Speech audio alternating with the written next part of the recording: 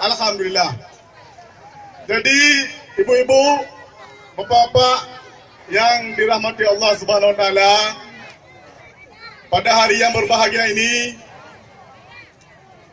kita telah membuktikan bahawa ribuan masyarakat Aceh Besar menghadiri kampanye super kolosal, kampanye akbar pasangan putih di lapangan Lubuk yang berbahagianya.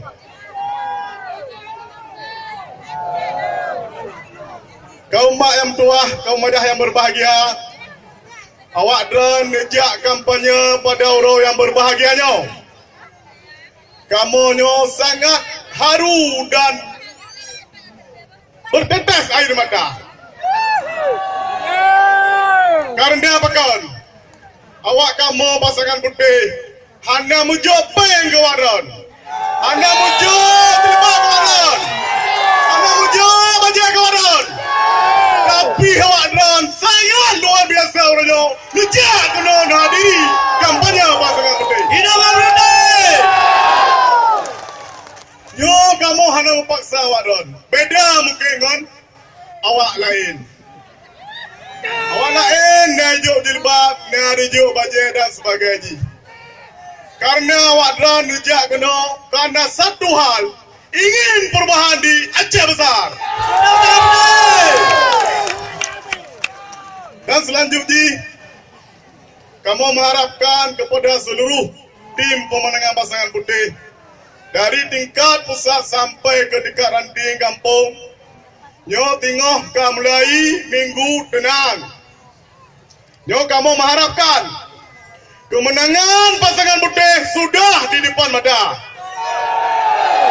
Maka jijino, marilah dan nyo jemput kemenangan pasangan putih dengan sukacita.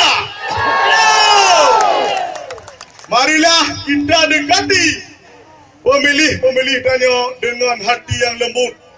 Tidak ada paksaan karena pemilih-pemilih Kabupaten Aceh Rayunyo Kamandung cerdas. Betul mak? Alhamdulillah. Nyo wak dah hana balik ni kan?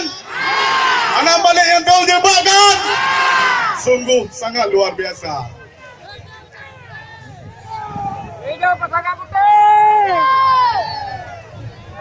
Hidup pasangan putih! Hidup pasangan putih! Hidup putih! Hidup pemudi! Kino perlu pegang pada bahwa kemenangan pasangan putih sudah mendekati angka 70%.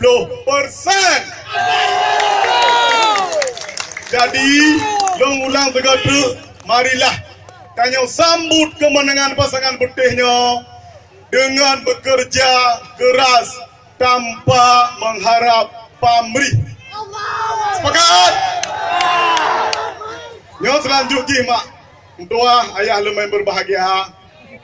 Jino lon pegah bak rundan ni tunjuk jaro angkasa tega wadu lemuta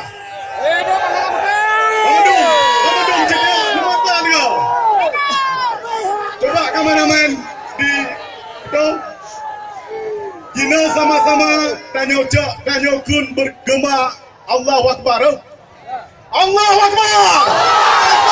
Allahu Akbar.